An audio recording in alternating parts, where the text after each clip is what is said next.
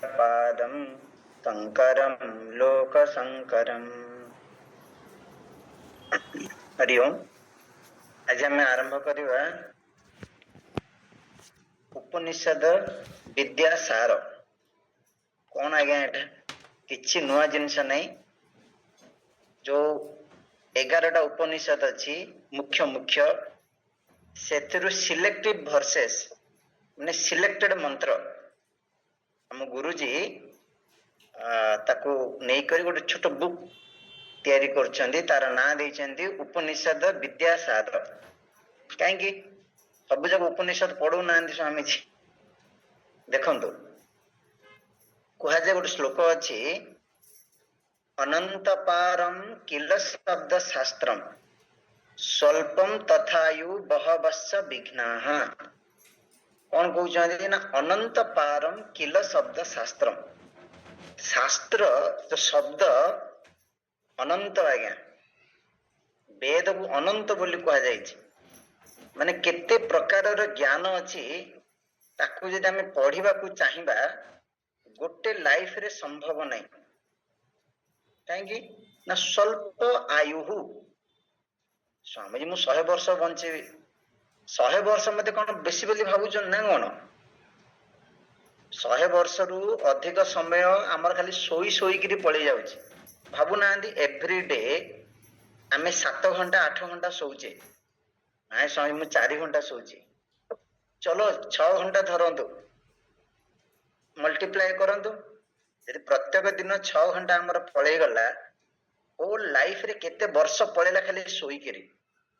खाली सेति कि नहीं बहवश्च विघ्नाः।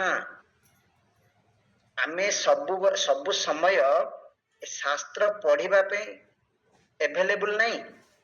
केतेबेले फिजिकल प्रॉब्लम हलानी केतेबेले रिलेशनल प्रॉब्लम हलानी केतेबेले इमोशनल प्रॉब्लम हलानी केते प्रकार विघ्न आसुची। बुझुचंदी कि नहीं। ताले कौन करिया दरकार आज्ञा ना सारम ततो ग्राह्यम अपास्य फल्गुहु। एते शास्त्र अच्छी सबु शास्त्र पढ़ी परिबानी तो सबु शास्त्र रो सार भागवत रे भी टॉपिक आसे शास्त्र से सारम किम। सौनक जी 6टा प्रश्न पचारिछंदी सूत को सूत सौनक संवाद। तेतु गोटे प्रश्न होची सबु शास्त्र रो सार कौन। कहीं अरे मनुष्य जन्म लिटिल हाँ सबु शास्त्र गोटे गोटे शास्त्र पढ़िला बेले केते केते समय लागिबो। ताहले करिबा कौन ना हंस यथा क्षीरम इव अंबु मध्यात्। जेमिति हंस पक्षी नीररु क्षीर को कौन करे ग्रहण करे सार वस्तु को ग्रहण करे से भली आमे मध्य जोटा आवश्यक जोटा इंपोर्टेंट हाँ अपास्य फाल्गु अननेसेसरी अजथा जो गुड़ा को किसी काम नहीं आवश्यक नहीं। कि वेद अनेक मंत्र कह जाए सबु मंत्र आपण पढ़ी की टाइम वेस्ट करंतुनी। आपण प्रूफ करिया दरकार नहीं जे मु बड़ पंडित बड़ ज्ञानी। बहुत लोग मु सबु वेद पढ़ी सबु पुराण पढ़ी। अरे बाबा सबु पुराण पढ़ सबु वेद पढ़ सबु गोटे कथा आगा कह माने बहुत समय आम अननेसेसरी अनावश्यक जिनस एंगेज हो जाऊे मुख्य जिनस को छाड़ दौचे जोटा आम पढ़ा प्रकृत रे उपनिषद। बहुत लोग वेद पाठ करते किंतु से पचारतु वेदर सार कौन। वेद रे केते कथा कह जाए कर्मकांड कह जाए उपासना कह जाए देवता उपासना कह जाए से देवता उपासना कह जाए सब जानिक करेंगे कौन बुझिपारे कि नहीं। तो सबु वेदर सार होची उपनिषद। कहीं आज्ञा ना उपनिषद रे आत्मविद्या ब्रह्म विद्या दिया जाइए जोटा भगवान कृष्ण भगवत गीता रे कहउचंती अध्यात्म विद्या विद्यानाम। सबु साइंस आपण माने यूनिवर्सिटी स्कूल कॉलेज रे देखुथिबे किते प्रकार नुआ नुआ ब्रांचेस ऑफ नॉलेज हाँ कॉम्बिनेशन हमें तो से पाठ जानिनु बाबा रे बाबा एंड नहीं। କିନ୍ତୁ ଭଗବାନ କହିଦେଲେ ସବୁ ବିଦ୍ୟା ସବୁ ସାଇନ୍ସ ର ସାର ହଉଛି ସ୍ପିରିଚୁଆଲ ନଲେଜ। ଆମେ ଆପଣମାନେ ସବୁ ବାବାଜୀ ଲୋକ ତ ସାଧୁ ସନ୍ଥ ସେଥିପାଇଁ ଟେକୁଛନ୍ତି ସ୍ପିରିଚୁଆଲ ସାଇନ୍ସ ଅଧ୍ୟାତ୍ମ ବିଦ୍ୟା। ନାଇଁ ନାଇଁ ନାଇଁ, ଆକୁ ପ୍ରାକ୍ଟିକାଲି ବୁଝନ୍ତୁ। ମନେକର ଗୋଟେ ପ୍ରଫେସର ବହୁତ ଜ୍ଞାନ ଜାଣିଛନ୍ତି, ଆକ୍ସିଡେଣ୍ଟ ହେଇଗଲା, ତାଙ୍କ ଘର ଲୋକ ପ୍ରଥମେ କଣ ମାନେ ଦେଖିବେ କହିଲେ? ସେ ନିଜକୁ ଚିହ୍ନି ପାରୁଛି ନା ନାଇଁ? ଆକ୍ସିଡେଣ୍ଟ ମନେକର ମେଡିକାଲ ଜଏନ ହେଲା ପରେ, ଆକ୍ସିଡେଣ୍ଟ ରୁ ବଞ୍ଚିଲା ପରେ ସେ ମନେ ରଖିଛନ୍ତି କି ନାଇଁ, ମାନେ ଜାଣି ପାରୁଛନ୍ତି କି ନାଇଁ, ମାନେ ସିଏ ବଞ୍ଚିଛନ୍ତି କି ନାଇଁ, ଫାଷ୍ଟରେ ଚେତନ କି ନାଇଁ? ନାଇଁ ଯେ ସେ ଫିଜିକ୍ସ ଜାଣିଛନ୍ତି କି ନାଇଁ, କେମିଷ୍ଟ୍ରି ଜାଣିଛନ୍ତି, ଆରେ ସେଟା ବାହାର ମେ ଯାଏ ପରେ ଦେଖିବା। ବୁଝିପାରୁଛନ୍ତି ନା? ଲାଇଫ ଲାଇଫ ଆତ୍ମା। ରମଣ ମହର୍ଷି ଏମିତି କୁହନ୍ତି, ମାନେ ବୋଧାରମ୍ ମାନେ ଜ୍ଞାତା ନୋଅର, ତାକୁ ନ ଜାଣିକିରି ବହୁତ ଗୁଡିଏ ଆମେ ଜାଣୁଛେ। ମାନେ କଣ ଆଜ୍ଞା? ଆମେ ପଦାର୍ଥ ବିଜ୍ଞାନ ଜାଣୁଛେ, ମେଟେରିଆଲ ସାଇନ୍ସ ଜାଣୁଛେ, କିନ୍ତୁ ମେଟେରିଆଲ ସାଇନ୍ସ କୁ ଯିଏ ଜାଣୁଛେ, ଯାହା ଯୋଗୁ ଆମେ ଜାଣୁଛେ, ନାଇଁ ସ୍ୱାମୀ ଆମେ ବୁଦ୍ଧିରେ ଜାଣୁଛେ, ନାଇଁ ବୁଦ୍ଧିରେ ସାଂସାରିକ ବିଦ୍ୟା ଜାଣୁଛେ।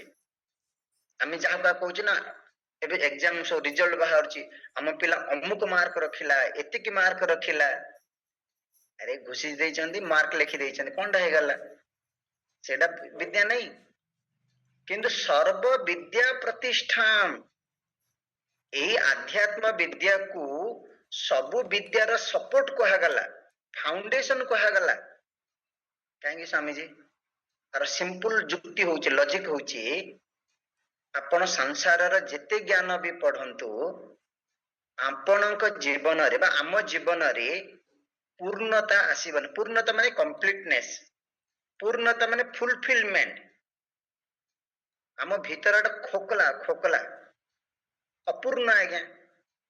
ଯେତେ ପଢିଲେ, ଯେତେ ଜାଣିଲେ, ଯେତେ ଆମେ କିଛି ହାସଲ କଲେ, ଯେତେ ଡିଗ୍ରୀ ପାଇଲେ, ନିଜକୁ କେବେ ପୂର୍ଣ୍ଣ ବୋଲି, ପୂର୍ଣ୍ଣ ମାନେ କମ୍ପ୍ଲିଟ, ମାନେ ଯାହା ବି ଆମେ ଏନ୍ଜୟ କଲେ କଣ କହୁଛେ ନା ଆହୁରି ଦରକାର, ଆହୁରି କରିବା ଦରକାର। ଜଣେ କହିଲେ ସ୍ୱାମୀଜୀ କୁହନ୍ତୁ ସେଇ ପାଠ ପଢିବା ଦରକାର କି ନାହିଁ? ଆମେ କିଏ କହୁଛି ପଢନ୍ତୁନି ବୋଲି? ସେ ପାଠ ପଢିଲା, ଆପଣ ଅର୍ନିଂ କରିବେ, ଲାଇଭଲିହୁଡ ଜୀବିକା ନିର୍ବାହ କରିବେ, ଚାକିରିଟେ କରିବେ, ଘର ସଂସାର ଚଳେଇବେ, କିଏ ମନା କରୁଛି? ପଢନ୍ତୁ। ଚାଣକ୍ୟ ନା କିଏ ଜଣେ ଲେଖିଛନ୍ତି, କଣ ଧନ ଅର୍ଜନକାରୀ ବିଦ୍ୟା, ଏମିତି କଣ ଲେଖା ହେଇଛି। ମାନେ ଯୋଉ ବିଦ୍ୟା ଆପଣ ପଢିବେ ଆଉ ଧନ ଅର୍ଜନ ହେଇପାରିବ, ଘର ଚଳେଇ ପାରିବେ। ଆଉ ଆମେ ପାଠ ପଢିଛେ କିଛି କାମକୁ ନାହିଁ, କିଏ ମନା କରୁଛି ସେଗୁଡାକ? କିନ୍ତୁ ବୁଝିବା ଦରକାର ଯେ ସେ ସବୁ ଲାଇଫରେ ସବୁ କିଛି ନାହିଁ। It can be part of life. ମୁଁ ଏଜୁକେଟେଡ ହେବା ଦରକାର, ଶିକ୍ଷିତ ହେବା ଦରକାର, ଲିଟରେଟ ହେବା ଦରକାର, ଅପଡେଟ ହେବା ଦରକାର। ବର୍ତ୍ତମାନ ମନେକର କମ୍ପ୍ୟୁଟର ସାଇନ୍ସ କଣ କଣ ସବୁ ନୂଆ ନୂଆ ପାଠ ବାହାରୁଛି, ସବୁ ଜାଣିବା ଦରକାର। ତାହା ଜୀବନର ସବୁ କିଛି ନୁହଁ, କମ୍ପ୍ଲିଟ ନୁହଁ। ଆଉ ଗୋଟେ କଣ ହାୟର ଅଛି, ଆଠୁ ଅଧିକ କଣ ଗୋଟେ ଅଛି, ଏହି ଭାବନା ଆମ ମନ ଭିତରେ ଆଣିବା ଦରକାର। ବୁଝିପାରିଲେ? ତ ଆକୁ କୁହାଗଲା ଉପନିଷଦ ବିଦ୍ୟାସାର। ତ ଯେକୌଣସି ଉପନିଷଦ ବିଦ୍ୟା ଆରମ୍ଭରେ ଶାନ୍ତି ମନ୍ତ୍ର କରାଯାଏ। ଆପଣ ମାନେ ତ ଅଲରେଡି ଆମେ ପଢିଛେ, ସବୁ ଉପନିଷଦର ବା ସବୁ ଯୋଉ 4ଟି ବେଦ ଅଛି, 108 ଉପନିଷଦ ଅଛି, ସେଥିରୁ 11ଟା ଉପନିଷଦ ମୁଖ୍ୟ ଉପନିଷଦ କୁହାଯାଏ। ଆପଣ ମାନେ ପଚାରିବେ ସ୍ୱାମୀ ଆପଣ କେତେଟା ପଢେଇଛନ୍ତି ଆମକୁ? ଆଇ ଥିଙ୍କ 7ଟା କି 8ଟା ପଢା ହେଇଛି। ଛାନ୍ଦୋଗ୍ୟ ପଢିନି, ବୃହଦାରଣ୍ୟକ ପଢିନି, ଆଇ ଥିଙ୍କ ଐତରେୟ ଉପନିଷଦ ପଢିନି, ଆଉ ସବୁ ପଢିଛେ। କେନ, କଠ, ମୁଣ୍ଡକ, ମାଣ୍ଡୁକ୍ୟ, ତୈତରେୟ, ପ୍ରଶ୍ନ, ହେଲା ଶ୍ଵେତା ଶ୍ଵେତର ଏବେ ଲାଷ୍ଟରେ ପଢିଛେ।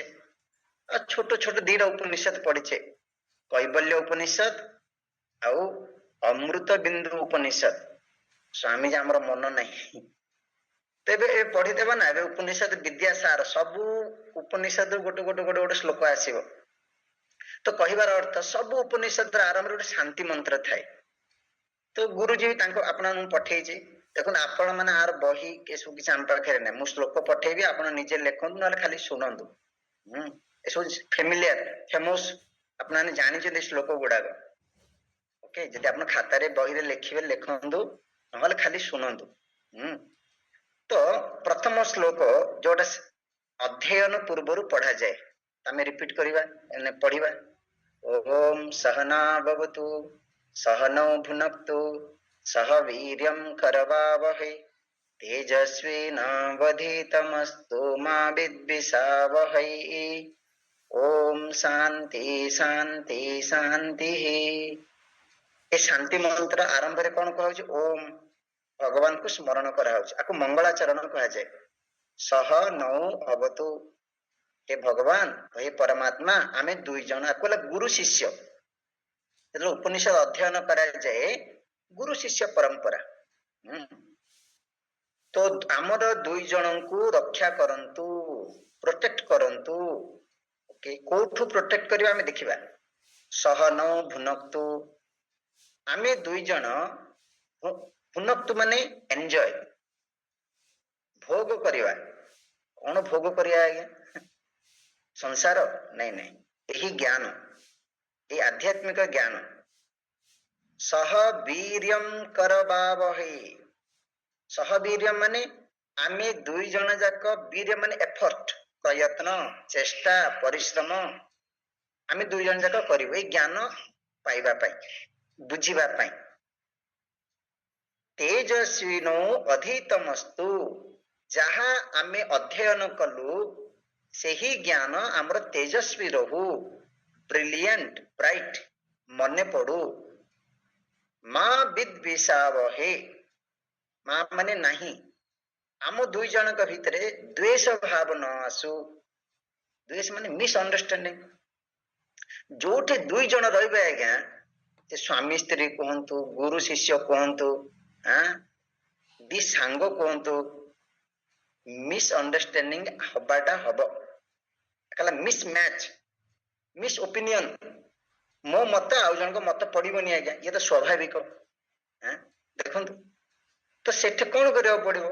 मतांतर हेले चलिबो, मनांतर नहीं। नहीं मो कथा कहबिनी कालटू, अरे माने द्वेष भाव न आसु, खराब भावना न आसु।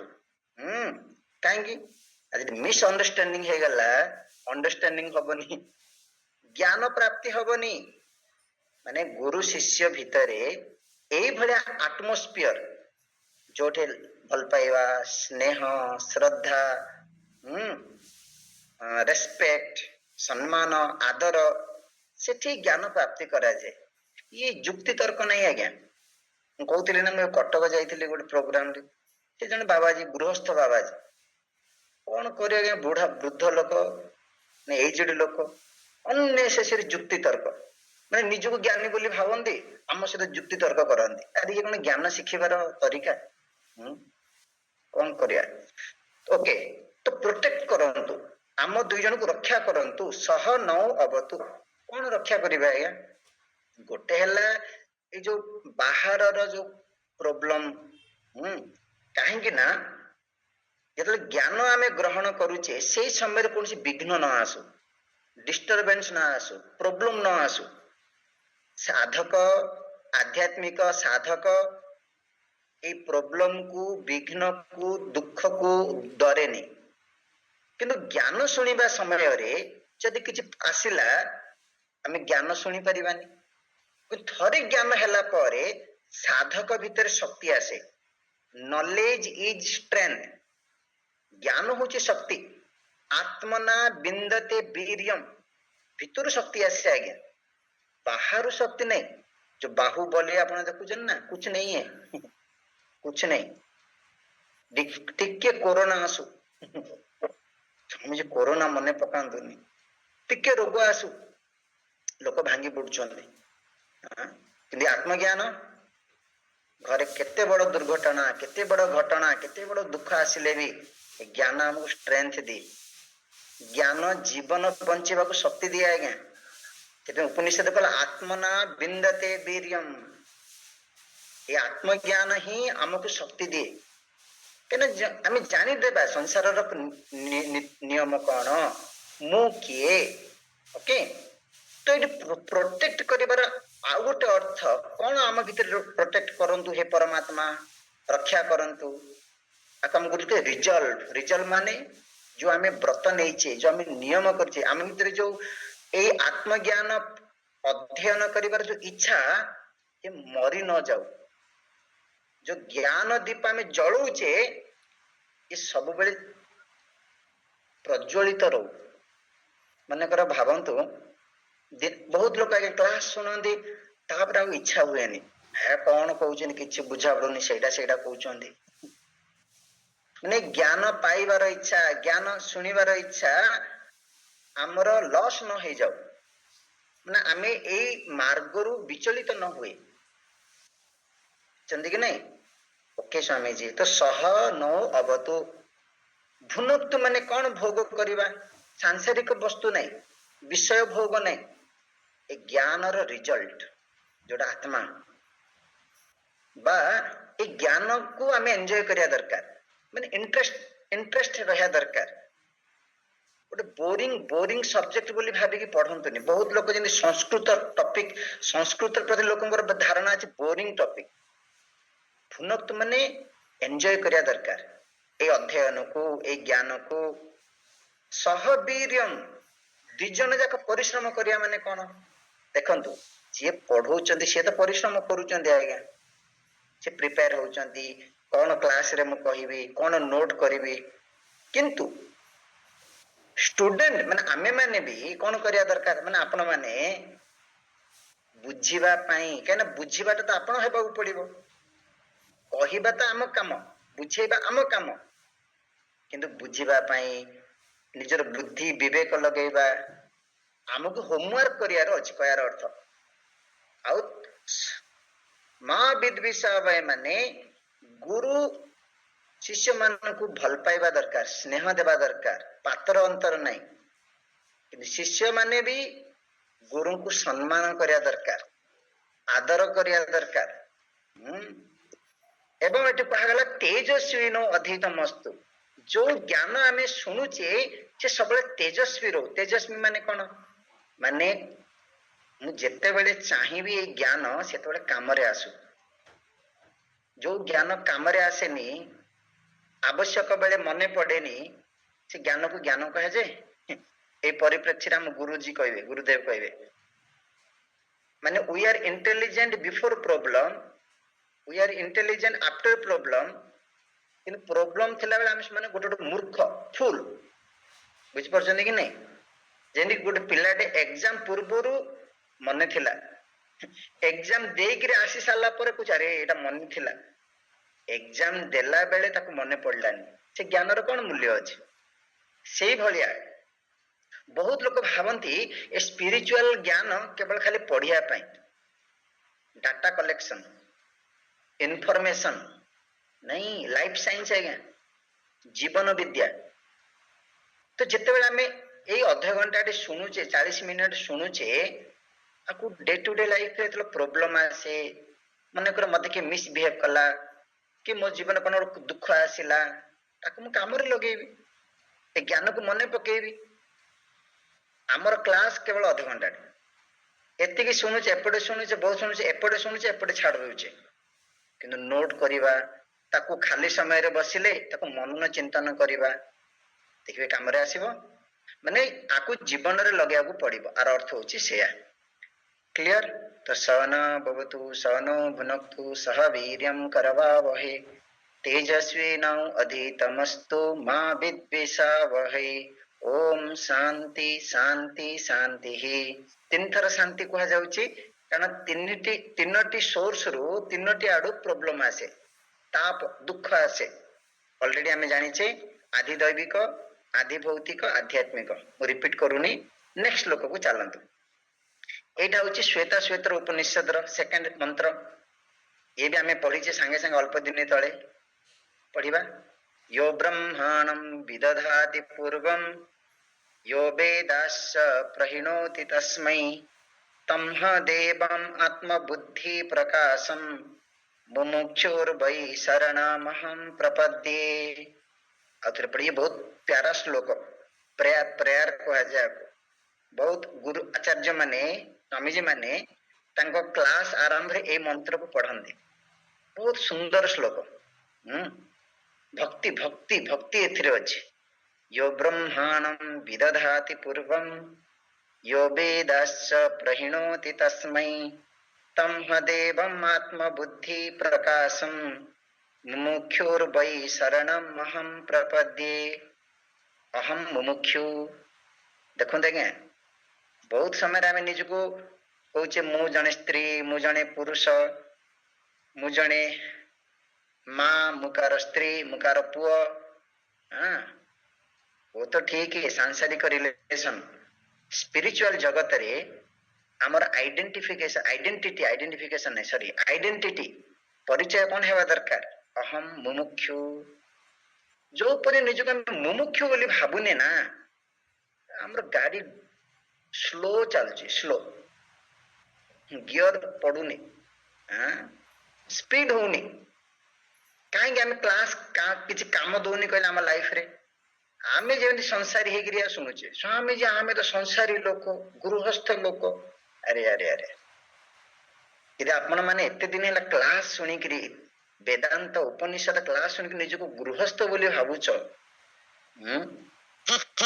आम गुरु अलरेडी कहते ना गोटे थर आम जो 7 दिन 10 दिन कैंप हुए आम चिन्मय मिशन मुझे, आम गुरुदेव समस्त गोटे रेड माने गेरुआ वस्त्र देवे, कोट भाया, जैकेट भाया, पुरुष स्त्री समस्त को। तो जड़े कहला आम कौन सन्यासी ना कौन? से कहले नहीं नहीं, तुम्हें 7 दिन संसार को भूली जावा पड़ो।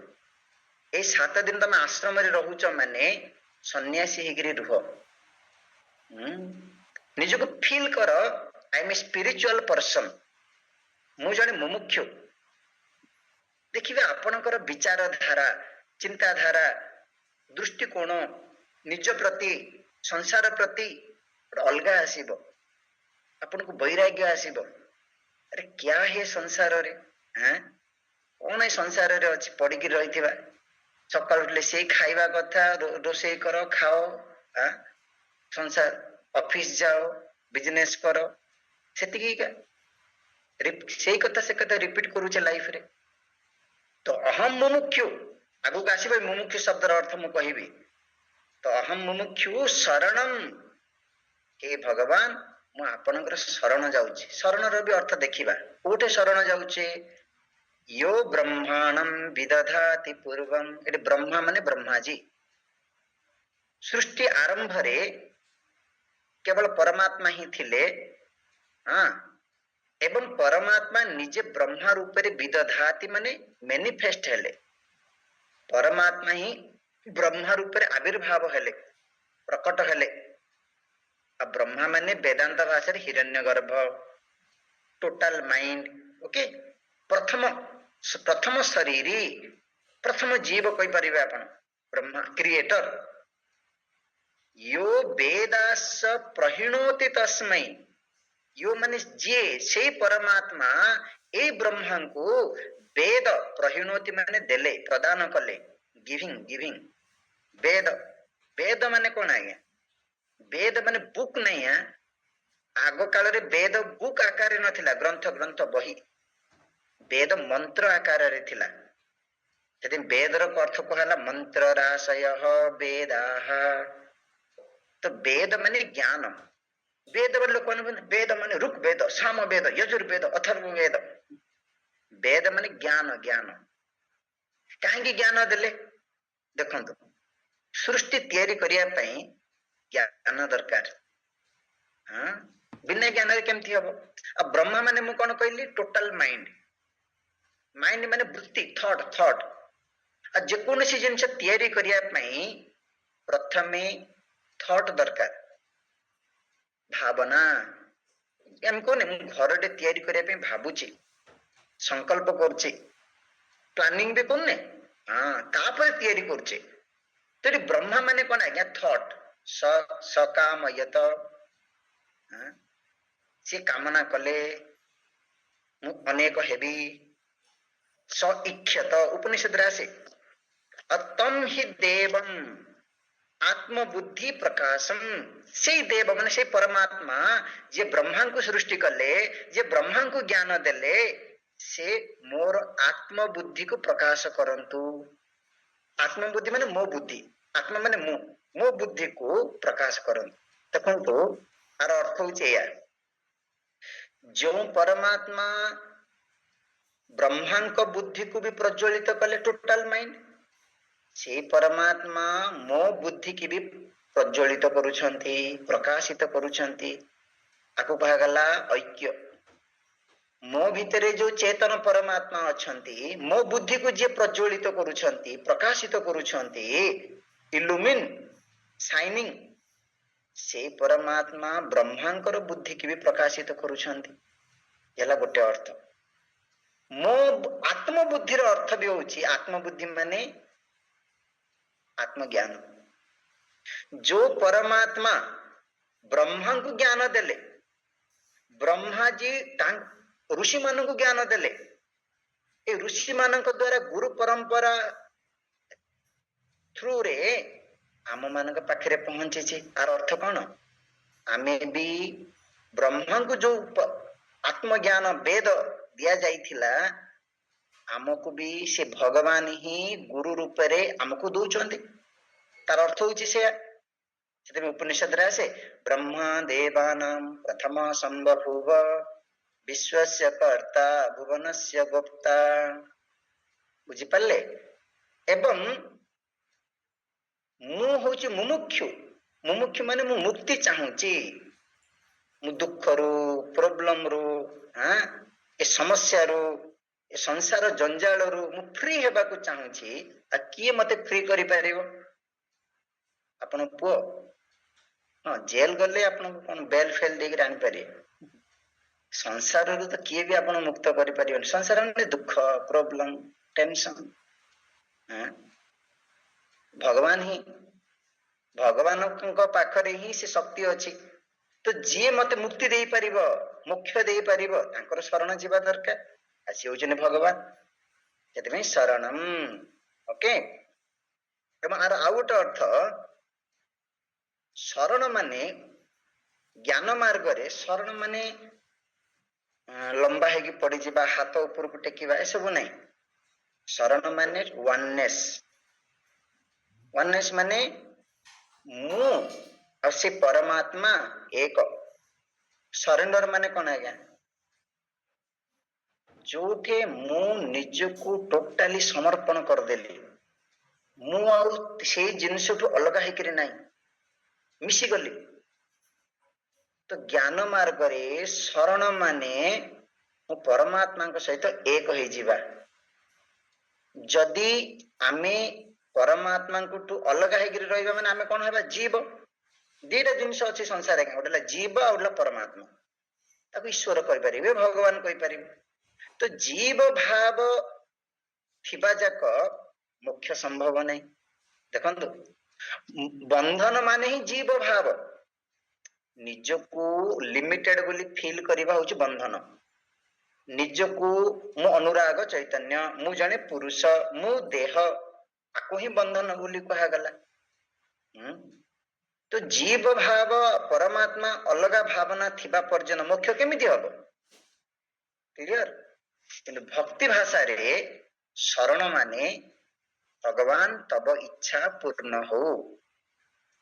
ନିଜର ଇଚ୍ଛାକୁ ଭଗବାନଙ୍କ ପାଦରେ ଅର୍ପଣ କରିଦେବା। ମାନେ ମୋର ବୋଲି କିଛି ଇଚ୍ଛା ନାହିଁ, ଭଗବାନ ଆପଣଙ୍କ ଇଚ୍ଛା ମୋ ଜୀବନରେ ସବୁ ଠିକ ହବ। ଆକୁ କୁହାଗଲା ଶରଣ। ଓକେ। ହଁ, ଏଇଟା ଆଉ ଗୋଟେ ପଏଣ୍ଟ। ମୁମୁକ୍ଷୁର୍ ବୈ ଶରଣମ୍ ଅହଂ ପ୍ରପଦ୍ୟେ। ତ ଯେତେବେଳେ ଜଣେ ଜ୍ଞାନ ଚାହେଁ, ସେ କଣ ହେବାକୁ ପଡିବ ଆଜ୍ଞା? ସରେଣ୍ଡର ମାନେ ନମ୍ରତା। ଅହଙ୍କାର ଦେଖିଲେ ଜ୍ଞାନ ହବନି। ବହୁତ ଲୋକ କାହିଁକି କ୍ଲାସ ଶୁଣନ୍ତିନି ଜାଣିଛନ୍ତି? ଅହଙ୍କାର ଯୋଗୁ। ଇଏ କଣ କହିବେ, ଆଙ୍କୁଟା ଆମେ ଅଧିକ ଜାଣିଛୁ, ଆମେ କେତେ ବହି ରଖିଛୁ ଜାଣିଛନ୍ତି ଘରେ, ସବୁଦିନେ ପଢୁଛୁ, ହେଲେ ହବନି। ଜଣେ ଅହଙ୍କାର ପୂର୍ବକ ଜ୍ଞାନ ଯଦି ଶୁଣିବ ତାର ଅହଙ୍କାର ହିଁ ବଢିବ ଆଜ୍ଞା। ଯଦି ସଂସ୍କୃତରେ ଗୋଟେ ଶ୍ଲୋକଟେ ଆସେ, ବିଦ୍ୟା ବିନୟୀ ନ ଶୋଭତେ, ଯଦି ଜ୍ଞାନ ବିନୟ ଭାବରେ ଗ୍ରହଣ କରାଯାଏ ସେ ଜ୍ଞାନ କଣ ହେଇଯାଏ, ଅର୍ଣ୍ଣାମେଣ୍ଟ ହେଇଯାଏ, ଆଭୂଷଣ ହେଇଯାଏ। ହଁ, ସେ ବ୍ୟକ୍ତିକୁ ସୁନ୍ଦର ବନାଏ। ଓକେ, ଆଉ ଗୋଟେ ପଏଣ୍ଟ, ଏଇ ଶ୍ଲୋକରେ ଯୋଉ ମୁମୁକ୍ଷୁ ଶବ୍ଦ କୁହାଗଲା, କିଏ ଆତ୍ମଜ୍ଞାନୀ ଜ୍ଞାନ ପାଇଁ ଅଧିକାରୀ, ମାନେ କ୍ୱାଲିଫାଇଡ ଷ୍ଟୁଡେଣ୍ଟ। ମୁମୁକ୍ଷୁ ମୋକ୍ତୁମ ଇଚ୍ଛୁ, ମାନେ ଜୀବନରେ ଯିଏ ଯାହା ବି କିଛି କରେ, ସବୁ କର୍ମ ପଛରେ ଗୋଟେ କାରଣ ହଉଛି କାମନା, ଡିଜାୟର। ବିନା କାମନାରେ ହଁ କୌଣସି ଜିନିଷ ହବନି ଆଜ୍ଞା। ଆପଣ ଏବେ ସାଙ୍ଗେ ସାଙ୍ଗେ କହୁଥିଲେ କାମନା ତ୍ୟାଗ କର, ହଁ ହଁ ସେ କାମନା ଅଲଗା। ଏବେ ଆପଣ କ୍ଲାସ ଶୁଣିବା ପାଇଁ ଇଚ୍ଛା କଲେ କି ନାଇଁ, ନହେଲେ ଆପଣଙ୍କୁ କିଏ ବାଧ୍ୟ କରିବ? ଏବେ ଆପଣମାନଙ୍କୁ କିଏ ବାଧ୍ୟ କରୁଛି କ୍ଲାସ ଶୁଣନ୍ତୁ ବୋଲି? ଆମେ ତ ସବୁଦିନ ଆପଣଙ୍କୁ ଫୋନ କରି କହୁନ ଆଜ୍ଞା କ୍ଲାସ ଶୁଣନ୍ତୁ, ସତ୍ସଙ୍ଗ ଶୁଣନ୍ତୁ, ଆମେ କହୁଛୁ ଆପଣଙ୍କୁ? ନାଇଁ, ଆପଣଙ୍କ ଭିତରେ ଇଚ୍ଛା ଅଛି। ତାକୁ ଆମ ଗୁରୁଜୀ ଏମିତି ବୁଝାନ୍ତି, ମନେକର ମାନେ ମଦ ପିଅନ୍ତି, ଆଡିକ୍ସନ ଖରାପ ଅଭ୍ୟାସ ହେଇଯାଇଛି, ତାଙ୍କ ସ୍ତ୍ରୀ, ତାଙ୍କର ମା, ତାଙ୍କର ପିଲାମାନେ, ଇଭେନ ବହୁତ ଅର୍ଗାନାଇଜେସନ ଅଛି, ଚେଷ୍ଟା କରନ୍ତି ଛଡେଇବା ପାଇଁ, କିନ୍ତୁ ଯୋଉ ପର୍ଯ୍ୟନ୍ତ ସେହି ବ୍ୟକ୍ତି ନିଜେ ଫିଲ୍ କରିନି, ରିଏଲାଇଜ କରିନି ଯେ ମଦ ପିଇଲେ ମୋର କିଡନୀ ଦେହ ଖରାପ ହବ, ମୋ ଜୀବନ ମୋ ପରିବାରରେ ଝଗଡା ହଉଛି, ମୁଁ ଏଇ ଜିନିଷଟା ଛାଡିବା ଦରକାର, ସେ ଲୋକ ନିଜେ ଇଚ୍ଛା ନ କରିବା ପର୍ଯ୍ୟନ୍ତ ସେ ପ୍ରାକ୍ଟିସ କରିବନି ଆଜ୍ଞା। ଯେମିତି ମନେକର ଜଣେ ପାଠ ପଢିବା ପାଇଁ ତାର ନିଜ ଇଚ୍ଛା ନାହିଁ, ଆପଣ ତାକୁ କେତେ ବଢିଆ ସ୍କୁଲରେ ପଢାନ୍ତୁ, କେତେ ବଢିଆ ନୋଟ ବୁକ୍ ଆଣିକି ଦିଅନ୍ତୁ, ତାକୁ ବଢିଆ ଷ୍ଟଡି ରୁମ ତିଆରି କରିଦିଅନ୍ତୁ, ପିଲା ପଢିବ ହିଁ ନାହିଁ, ତାର ନିଜର ଇଣ୍ଟରେଷ୍ଟ ନାହିଁ। ଓକେ, ତ ସେଇଭଳିଆ ମୁମୁକ୍ଷୁ ମାନେ କଣ, ଯେ ଜୀବନକୁ ତନ୍ନ ତନ୍ନ କରିକି ପରୀକ୍ଷା କରିଛି। ସେଥିପାଇଁ ତାପର ଶ୍ଲୋକରେ ସେ ମୁମୁକ୍ଷୁ ଲକ୍ଷଣ କଣ, ମୁମୁକ୍ଷୁ କିଏ, ସେ ମୁମୁକ୍ଷୁ ଶବ୍ଦକୁ ଟିକେ ଏକ୍ସପ୍ଲେନ କରାଯାଇଛି ଉପନିଷଦ, କଠୋପନିଷଦ ମନ୍ତ୍ର, ମାନେ what kind of life I am living, କେଉଁ ଭଳିଆ ଜୀବନ ମୁଁ ବଞ୍ଚୁଛି, ମାନେ ଯେ ନିଜ ଜୀବନକୁ ଟିକେ ପରଖିବ। ମେକାନିକାଲ ଲାଇଫ ନାହିଁ ଆଜ୍ଞା, ସକାଳୁ ଉଠିଲେ ବ୍ରଶ କଲେ, ଗାଧେଇଲେ, ଖାଇଲେ, ଅଫିସ ଗଲେ, ଆଉ ଥରେ ଆସିଲେ, ଶୋଇଲେ, ଖାଇଲେ, ଚାଲିଲେ। ହାଇ ସ୍ୱାମୀ ମୁଁ ବ୍ୟାଙ୍କ ବାଲାନ୍ସ ରଖିଛି, ମୁଁ କାର କିଣିଛି, ଆରେ ଆରେ जो भी करो ये लाइफ नहीं, मीनिंगफुल लाइफ नहीं। ये तो ସମସ୍ତେ କରୁଛନ୍ତି, ଚାକିରି କରିବା, ପଇସା ରୋଜଗାର କରିବା, ଘରଟେ ବନେଇବା, ବ୍ୟାଙ୍କ ବାଲାନ୍ସ ରଖିବା, ये ଲାଇଫ ନାହିଁ। କେତେବେଳେ କିଏ କାନ୍ଦିଲାଣି, କେତେବେଳେ ହସିଲାଣି, ବିରକ୍ତ ଲାଗିଲା କୁଆଡେ ବୁଲିବାକୁ ଟିକେ ପଳଉଛେ, ଖୁସି ହେଇଯାଉଛେ, ନାଇଁ ଆଜି ବଢିଆ ଖାଦ୍ୟ ବନେଇକିରି ଖାଇ ଦଉଛେ, ମାନେ ଆମେ ଚାହୁଁନେ ଯେ ଏଇଭଳିଆ ଜୀବନରୁ ଟିକେ ବାହାରିବା, କଣ ଗୋଟେ ହାଇୟର ଲାଇଫ ଅଛି ଜୀବନ, ନା କହିଲେ ମେକାନିକାଲ ଲାଇଫ, ରୁଟିନ ଲାଇଫ, ତେବେ ଆପଣ ମୁମୁକ୍ଷୁ ହେଇପାରିବେ ନାହିଁ। ମୁମୁକ୍ଷୁ ମାନେ ମାନେ ହାୟର ବସ୍ତୁର ଇଚ୍ଛା କରିବା। ମୁକ୍ତି ମାନେ କଣ ଆଜ୍ଞା, ଏ ସଂସାରକୁ ମୁଁ ପରୀକ୍ଷା କରିଦେଲି, ମୁଁ କଣ ଗୋଟେ ଚାହୁଁଛି ମତେ ମିଳୁନି, ନାଇଁ ସ୍ୱାମୀ ଯେ କଣ ମିଳିଲା, ସବୁ ପୁଅଟେ ମିଳିଲା, ବୋହୂଟେ ମିଳିଲା, ଝିଅ ଜୋଇଁ ହେଇଗଲେ, ବଢିଆ ସବୁ ଠିକ ଠାକ ଚାଲିଛି ସ୍ୱାମୀଜୀ, ଖାଲି ନାତିଟେ ଆସିବା ବାକି ଅଛି, କ୍ୟା ହେ ନାଇଁ ସ୍ୱାମୀ ପଇସା ପତ୍ର ଟିକେ ନାହିଁ। ଓକେ, ପଇସା ପତ୍ର ନାହିଁ, ପଇସା ହେଇଗଲା, କଣ ଭାବୁଛନ୍ତି ଆପଣ ଲାଇଫ ବଢିଆ ହେଇଗଲା? ଆମ ଗୁରୁଜୀ କହିବେ ଗରିବ ଥିଲା ବେଳେ ଦୁଃଖରେ ମାନେ ଅସୁବିଧାରେ କଷ୍ଟ ପାଉଥିଲେ, ପଇସା ହେଇଗଲା ପରେ ସୁବିଧାରେ କଷ୍ଟ ପାଇଲେ, କଷ୍ଟ ପାଉଛନ୍ତି, କଷ୍ଟଟା ଯାଇନି। ପଇସା ନଥିଲା ବେଳେ ବି ଦୁଃଖରେ କଷ୍ଟ ପାଉଥିଲେ, ପଇସା ହେଇଗଲା ସୁବିଧାରେ କଷ୍ଟ ପାଇଲେ, ଏସି ରୁମ ରେ ବସିକିରି କାନ୍ଦୁଥିବେ, ପଇସା ଗଦାରେ ବସିକିରି ଦୁଃଖ କରୁଥିବେ, ମୋ ପୁଅ ମତେ ଧୋକା ଦେଲା, ମୋ ବୋଉ ମତେ ପଚାରୁନି, ବାସ୍। ତ ସେଥିପାଇଁ ନେକ୍ସଟ ଶ୍ଲୋକ ବଢିଆ ଶ୍ଲୋକ ପଢନ୍ତୁ। ପରୀକ୍ଷ ଲୋକାନ୍ କର୍ମଚିତାନ୍ ବ୍ରାହ୍ମଣ ନିର୍ବେଦ ମାୟା ନାସ୍ତି କୃତା କୃତେନ ତଦ୍ವಿଜ୍ଞାନାर्थं ସ ଗୁରୁमेवा विगच्छेत् समित पाणी श्रोत्रियो ब्रह्मनिष्ठः। हाँ, परीक्ष लोकान्, ଏ ଶ୍ଲୋକ ଗୁଡାକରେ କୁହାଗଲା ଶିଷ୍ୟ ଲକ୍ଷଣ, କ୍ୱାଲିଫାଇଡ ଷ୍ଟୁଡେଣ୍ଟ। ଜାଣିଛନ୍ତି ଯେକୌଣସି କାମରେ ସଫଳ ହେବା ପାଇଁ କ୍ୱାଲିଫିକେସନ ଦରକାର, ଯୋଗ୍ୟତା, ଯୋଗ୍ୟତା, ଅଧିକାରୀ କୁହାଯାଏ, ଅଧିକାରୀ।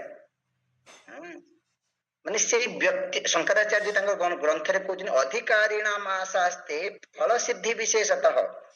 ଗୋଟେ କାମରେ ସଫଳ ହେବା ପାଇଁ ବାହାର ଜିନିଷ ଯେତିକି ଇମ୍ପୋର୍ଟାଣ୍ଟ ନାହିଁ, ସେଇ ବ୍ୟକ୍ତି ଉପରେ ନିର୍ଭର କରେ।